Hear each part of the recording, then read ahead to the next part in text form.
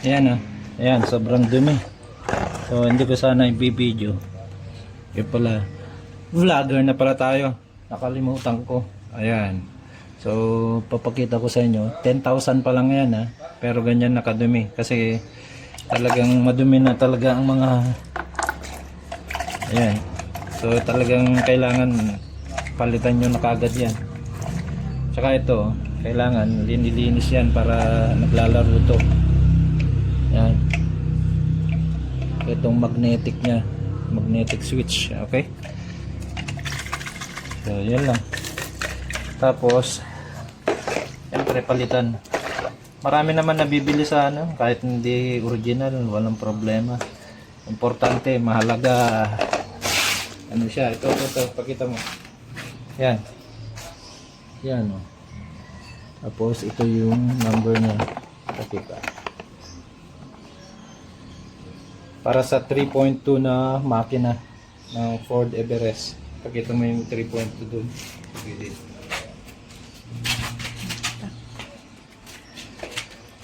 Ayan.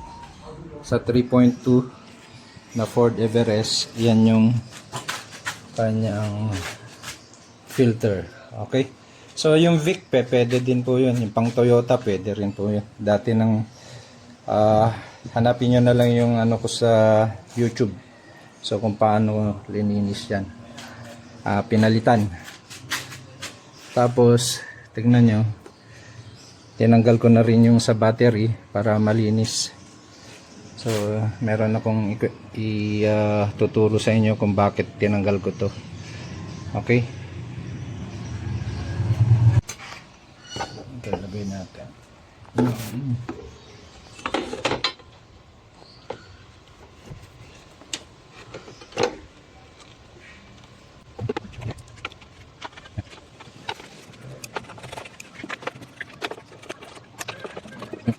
Para iwas kalawang gagawin natin, kasi dati kasi yung Panasonic din 80 ang linalagay ko dito, wala nang Panasonic.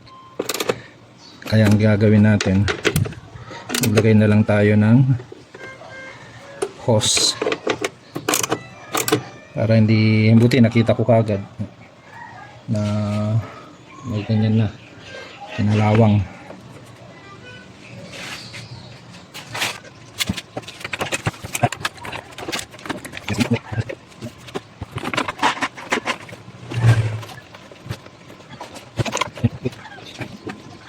So kung ano yung last na tinanggal, yun ang unahin na ikakabit, no?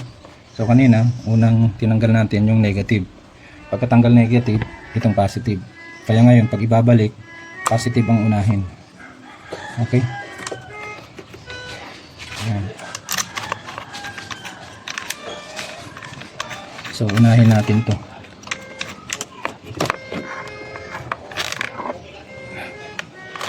Mamaya natin. Unahin muna natin ito. Isang yung plastic.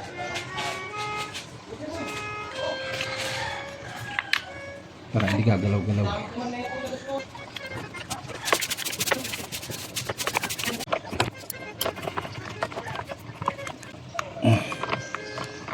Kailangan tamang higpit na.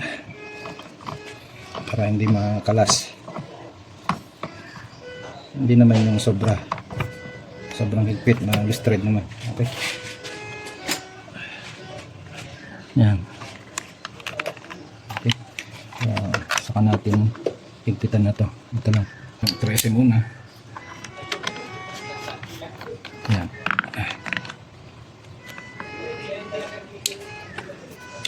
Siguraduhin na mahigpit yan. Tap yung tamang higpit. Yan. Yan. Siguraduhin na hindi tatama dito kasi metal to. Ay. Kailangan naka straight. Ayan. Tamang higpit lang.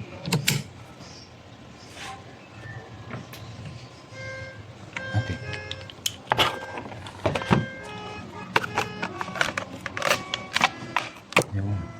Bago ito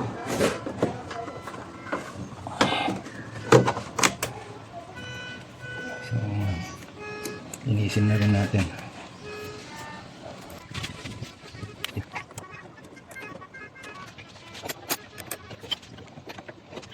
Tamang higpit.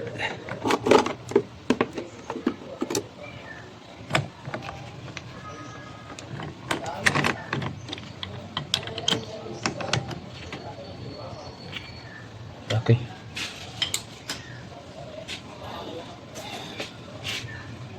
So ito yung sinasabi ko. Okay. So naglalagay sila ng ganyan. Ayan, may butas talaga yan. Ito libre. Ano talaga ng ano to? Ng yan. Ito yung ilalagay na natin.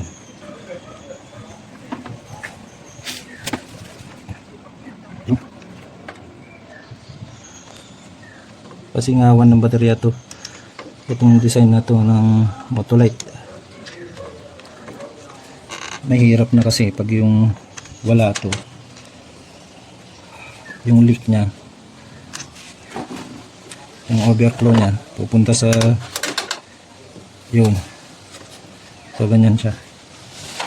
Okay, so ito ihanap na lang natin ang lagayan dito ka.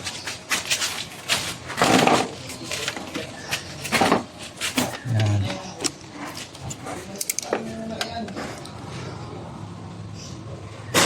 Dito na lang.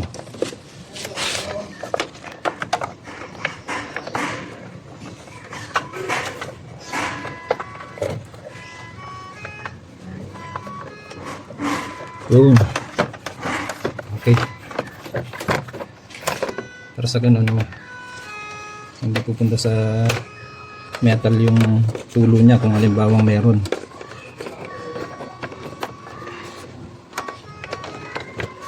Yan. Ano lang ilalagay kasi plastic naman to. Yan. Wala naman nakalagay dito.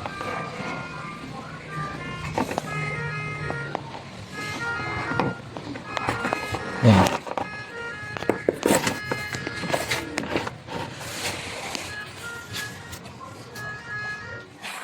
Yan, okay. So, strap ko na lang yan. Diyan para hindi mahulog. Tapos putulin na lang natin dito kahit na lumampas ng konti. Yan. Okay. So, ayan yun. Dalawang beses kong inikot yan, yung strap, para sigurado na hindi mahila-hila. Okay. So, may butas naman dyan. Tapos ito, ganyan din. Dalawang beses din yan na inikot. Ayan. Okay. So yan, dito na lang tutulo kung may tutulo. Kaya mag-ingat kayo sa mga ganyang baterya dahil kakalawangin yung ano, lagayan nyo ng baterya. Metal pa man din yun. So yan, ditutulo. Hindi naman masyadong pansin eh. Importante, hindi kakalawangin yung dito nyo. Okay. So, buti na lang naagapan ko. Yan, okay. So, ayos na yan. Nagtanggal na rin tayo ng ano, nagpalit na rin tayo ng fuel filter. Yan. So para hindi ka na mag tagas-tagas pa ng ano diyan, ng fuel para tanggalin lang yung hangin. Ganito lang gagawin. Yan. Siyempre tinanggal natin sa baterya din.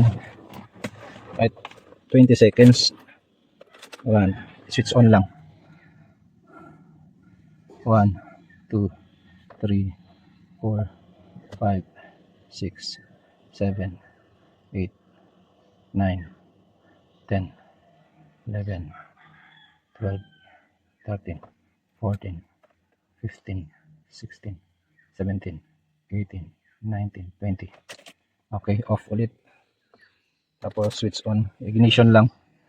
Switch to ignition. Ayan. 1, 2, 3, 4, 5, 6, 7, 8, 9, 10. Ulitin. Tatlong beses para ano, kaya 5 beses para siguradong makargahan ng gusto yung fuel filter natin ng fuel. 1, 2, 3, 4, 5, 6, 7, 8, 9, 10. Ulitin. Tanggalin yung susi. Ayan. Kahit na i-switch off lang, tapos i-ignition lang, pwede na yun. Ayan. Kailangan may magpapakita yan. Saka bibilang ka ng 20 ulit. Hanggat 5 beses, okay lang yan. Mas maganda. Para siguradong tanggal yung hangin.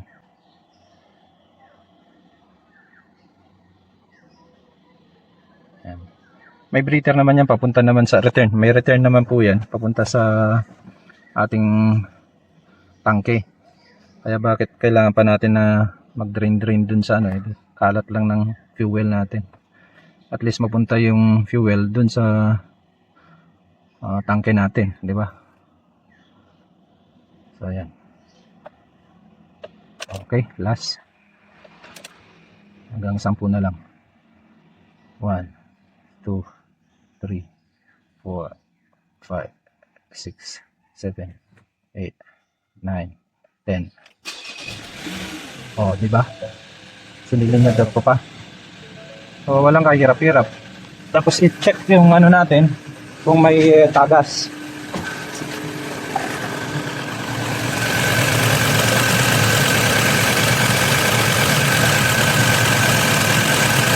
Oh, wala naman.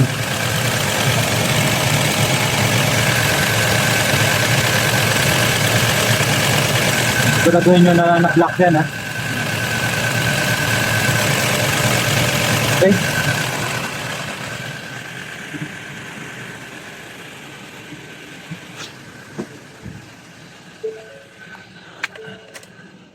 Oh, isa pa para makita nyo na talagang one click lang pag ganun. Pag switch on lang, di ba? Oh, di ba? Ayos. Kahit 5 beses yun na switch on. Tapos switch off. Para sa ganun, magkakarga na tong fuel natin dito para mapuno. So may return naman po ito papunta sa tangke. Hindi na kayo kailangan na mag-drain pa dyan. Magtanggal ng hangin daw diyan. Eh di tatalsik-talsik dyan. Madumi pa yung sayang din yung fuel natin. Okay, lalo na mahal ang fuel ngayon, ang diesel. So ganyan lang ang style para hindi na kayo magkalat sa ilalim. Okay, so makita nyo, yun lang. Konti lang yung kanina dahil dun sa pagtanggal natin ng syempre nang tinanggal natin to, di ba? Pero kung tatanggal ka ng hangin, aabot pa ng ilang kalahating litro, sayang din, di ba?